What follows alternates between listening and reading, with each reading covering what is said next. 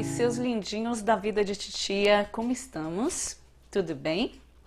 Vamos começar mais uma aulinha de redação. Vamos discutir mais um tema para ser solucionado por vocês aqui naqueles textos maravilhosos que só vocês sabem fazer? Então, vamos falar de um tema que é super importante, que é a automedicação. Olhe como a gente colocou a temática. Os desafios para conter o crescimento da automedicação entre os brasileiros. Sabemos que essa é uma prática tão comum porque podemos fazer uma autocrítica, né? Vamos pensar quantas vezes a gente entrou numa farmácia para comprar qualquer coisa e acabou comprando muito mais porque viu um analgésico, meninas com remédio para cólica, enfim, a quantidade de medicamento que o brasileiro utiliza sem prescrição médica, certo? Esse é um problema sério, sabe por quê, meus amores? A maior causa de intoxicação que leva até o hospital, algumas extremamente sérias, que existe no mundo é o uso de medicamentos sem prescrição médica. Então é um problema seríssimo, é um problema que acaba gerando um impacto super negativo ao nosso sistema de saúde, que é um sistema que já vive num processo de colapso, certo? Então vamos lá. Primeiro eu vou entender o seguinte, por que esse tema e como que eu organizo isso na minha cabeça? A gente está falando de automedicação. A gente está falando de automedicação, a gente está falando de quê? De remédio, de medicamento. Onde que eu compro o medicamento? Numa farmácia. E vocês já observaram o crescimento do setor farmacêutico no Brasil? Amores, é inegável. Piscou o olho, abriu uma Drogasil, abriu uma Pague Menos. Abriu uma farmácia no Brasil, né? É uma farmácia em cada esquina. Antigamente a gente falava que era academia, que era salão de beleza, que era loja de produtos naturais. E hoje a gente observa a quantidade de farmácia que abre cada dia. Mas bem, não são apenas os nossos olhos que nos mostram isso. As pesquisas, elas colocam, 2018, o Brasil ocupou a 6ª colocação no mercado farmacêutico mundial. Só para vocês terem uma noção, esse foi o valor, em bilhões eu presumo, mas é um número que é impronunciável, em bilhões que o Brasil faturou, que as farmácias no Brasil faturaram, né? O Brasil, lá no ano de 2019, início do ano de 2019, nós não temos dados ainda lançados em 2020, possuía mais de 221 mil farmácias. A grande questão é que elas são distribuídas sem critérios geográficos, não à toa vocês veem uma farmácia em cada esquina, literalmente falando, sem critérios demográficos, ou seja, a quantidade de pessoas naquele bairro, naquela cidade, enfim, ou epidemiológicos. Elas simplesmente são abertas e têm um apelo de mercado gigantesca. Ou seja, muitas vezes não se entra numa farmácia por uma necessidade, consumir um medicamento porque está doente, está com a receita, precisa ter acesso a esse medicamento. Se entra numa farmácia para simplesmente consumir.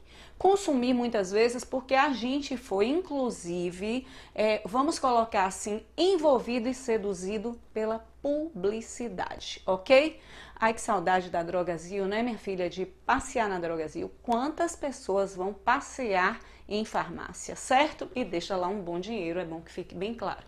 Então, vocês vão notar que esses índices aqui, eles nos comprovam que há sim um crescimento da automedicação no Brasil. A automedicação, medicar a mim mesma, né? Ou seja, me dar algum remédio, ou porque eu vi na televisão, ou porque minha amiga me falou, porque minha tia me falou, ou porque eu fui lá no Dr. Google e pesquisei, enfim. O certo é que houve uma pesquisa, né, com milhares de brasileiros e 80% admitiram que se automedicavam, certo?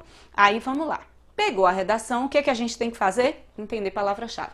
Rapidinho, os desafios para conter o crescimento, né, da automedicação entre os brasileiros. Vocês vão ver que o assunto é automedicação, vocês vão ver que a gente vai ter que pensar o quê? Quais são os desafios que eu vou superar? Gente, rapidinho, eu pensei em duas coisas. Quais são essas duas coisas? Olha só. Primeiro, existe uma forte negligência do Estado. Sabe por quê, meus amores? Porque muita gente que procura um analgésico, procura remédio para cólica, que procura o remédio para dor de ouvido, que procura o remédio que põe no nariz para desentupir, o colírio e tantos outros remédios, é porque não tem acesso ao médico. Se pudesse ir ao médico, eu estou com problema hoje, meu olho está lacrimejando, meu olho está coçando, meu olho está irritadíssimo, preciso de um colírio, vou hoje no oftalmologista.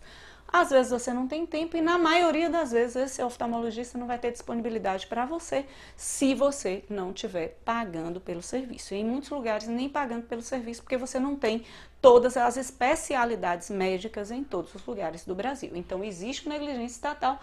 A gente vai analisar isso já já. Por quê? Porque o direito à saúde é um direito garantido constitucionalmente. A Constituição de 1988 assegura a todo brasileiro o direito à saúde. É um direito meu, cidadão, e é um dever do Estado me proporcionar. Então, quando o Estado não me proporciona, ele é o quê? Negligente. Um segundo ponto que eu já posso levantar é o seguinte: outro motivo da automedicação vem de onde? Sem dúvida nenhuma do hábito, da cultura, meus amores. É um hábito, é uma cultura, está internalizada. Como diria Emily Durkheim, é um fato social, não é? É coercitivo, é exterior ao indivíduo, né? Está aí desde sempre. A gente vai discutir por quê. Ou seja, você alia a cultura, né, que é costume, a desinformação, porque muitos brasileiros não fazem a menor ideia do mal que inúmeros medicamentos podem causar em curto ou em médio e em longo prazo. Ok, meus amores? Segundo passo, sempre a leitura dos textos de apoio, porém, para que esse vídeo não fique grande, vocês vão ler os textos de apoio aí tranquilamente, grifando, né, as coisas que vocês precisam grifar, anotando as coisas que são importantes para vocês anotarem e a gente já vai organizar a introdução, ok? Existem várias dicas. Tem livros a Hora da Estrela mesmo, a personagem Macabea, ela se medicava, né? Entre outras grandes referências da literatura, tem o Monteiro Lobato com o Jeca Tatu, falar disso um pouquinho mais na frente, né? Aquela propaganda antiga do Biotônico Fontoura, que não deixava de ser um incentivo à automedicação, porque não precisava de receita, né? Se adquiria o produto como se adquire qualquer outro bem de consumo, né? Então, tem inúmeras referências. Eu separei 3 referências aqui para vocês. Um documentário, uma série e uma referência filosófica. O documentário, ele está na Netflix, certo? Ele se chama Take Your Pills e ele fala da disseminação do uso indiscriminado de drogas, fármacos, medicamentos ou remédios, tudo isso é o que? Sinônimo.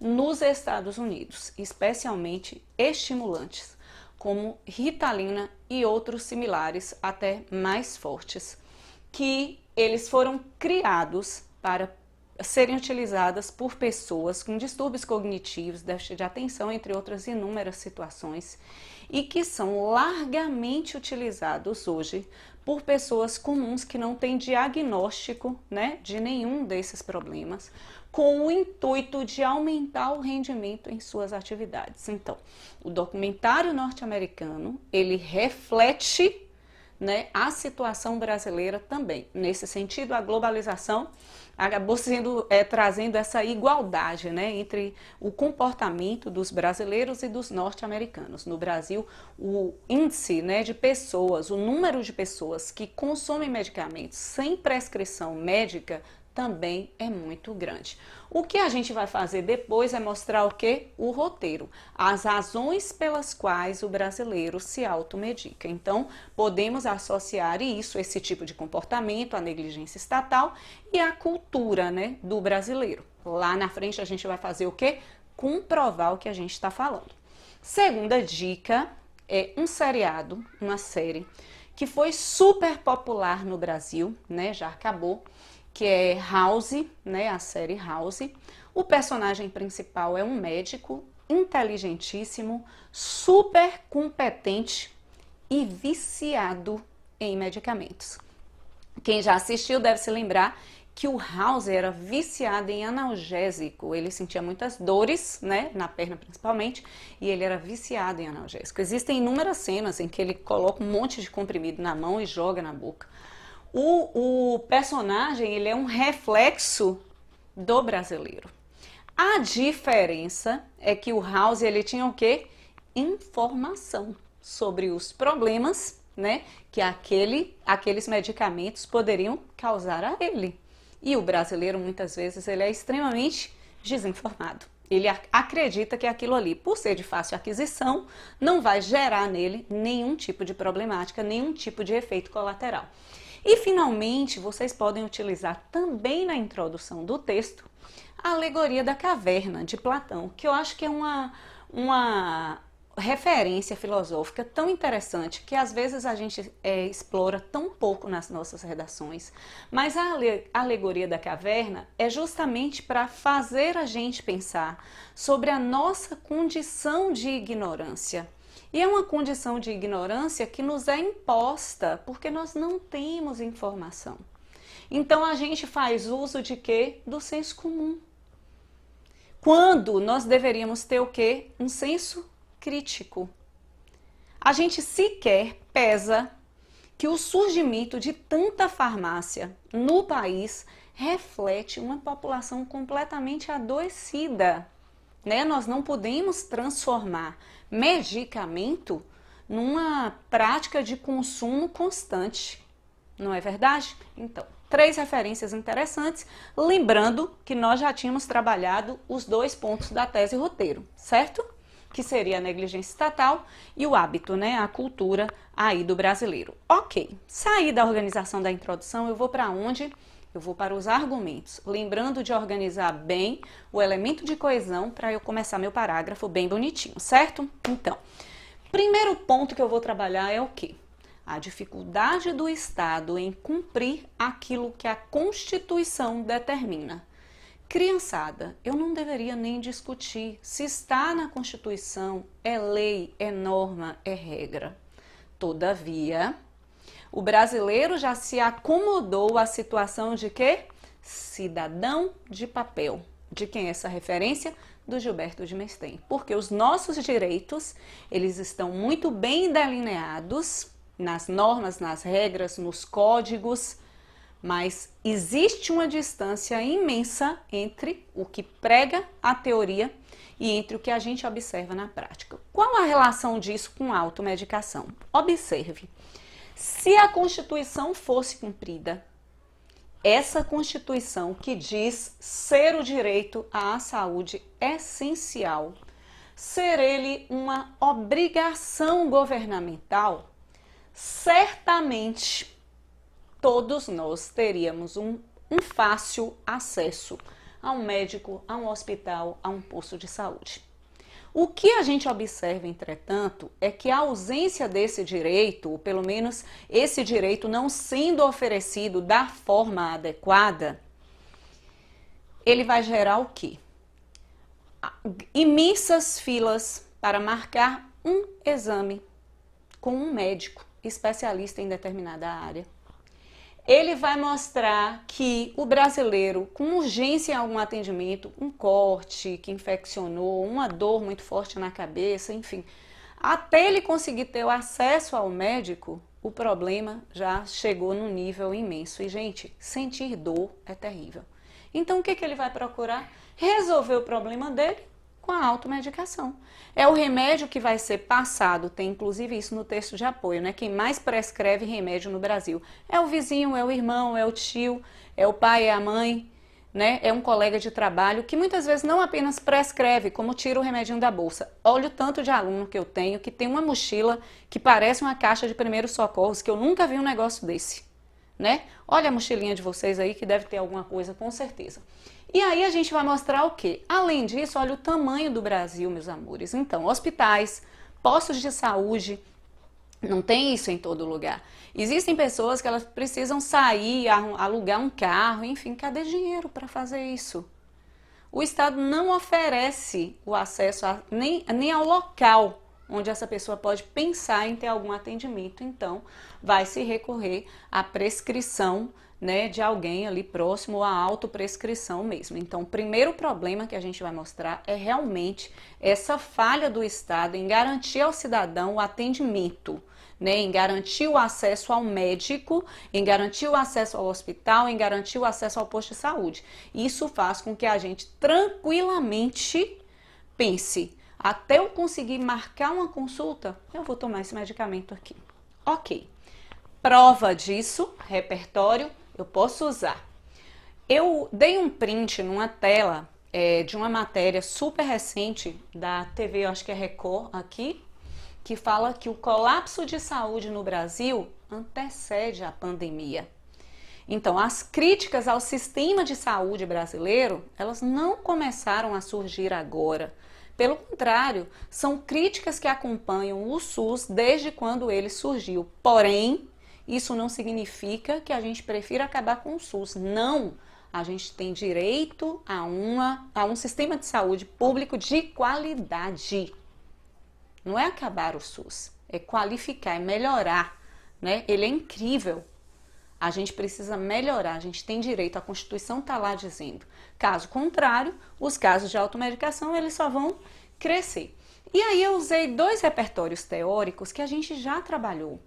Um deles é a instituição zumbi, né, do Zygmunt Bauman, e o Bauman fala o quê? Que existem instituições que elas podem ser chamadas de zumbis, por quê?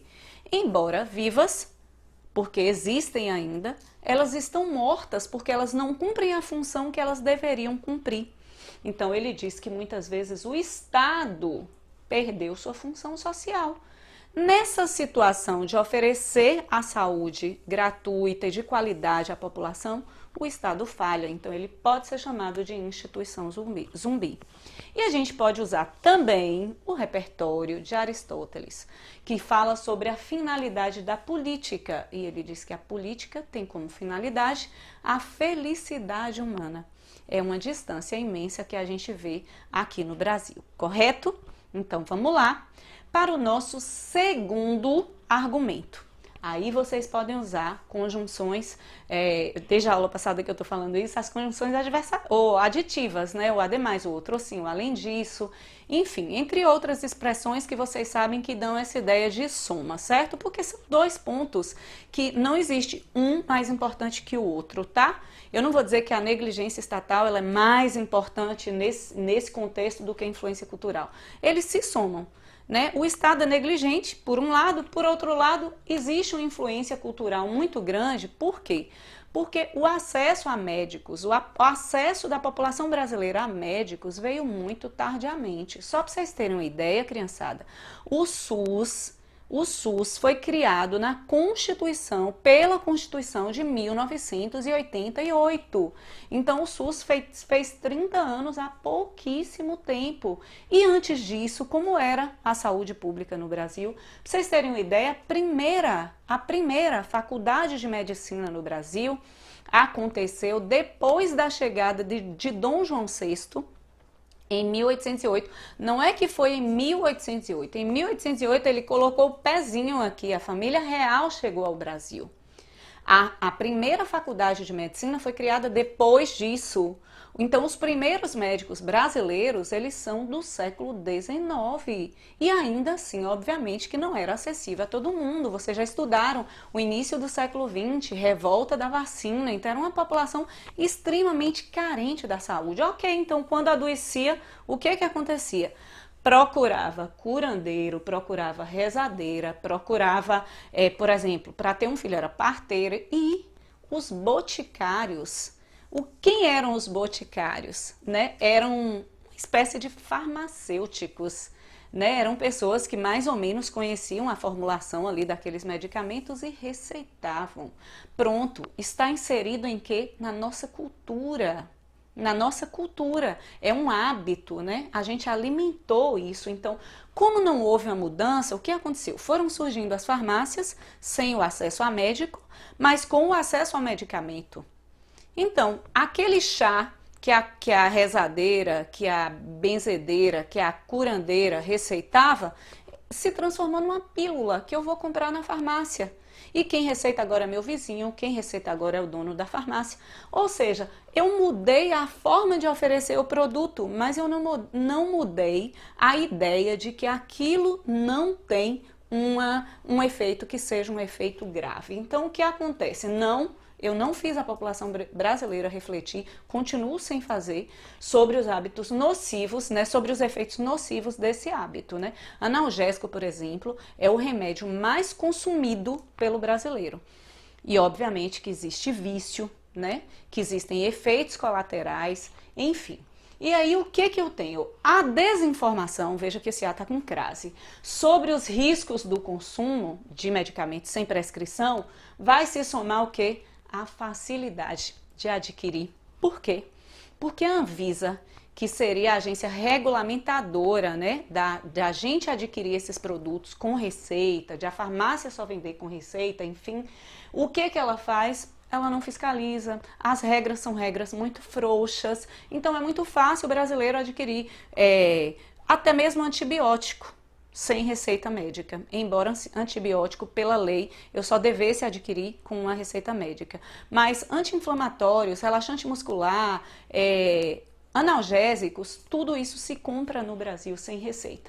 Então, eu tenho facilidade de encontrar informação na internet, eu tenho facilidade de comprar o medicamento, eu vou lá e compro, eu tenho acesso à farmácia, eu tenho muitas farmácias, eu vou lá e compro. Então, não vamos nos esquecer também que o Brasil é um país que admite propaganda de medicamento, que é para a gente refletir.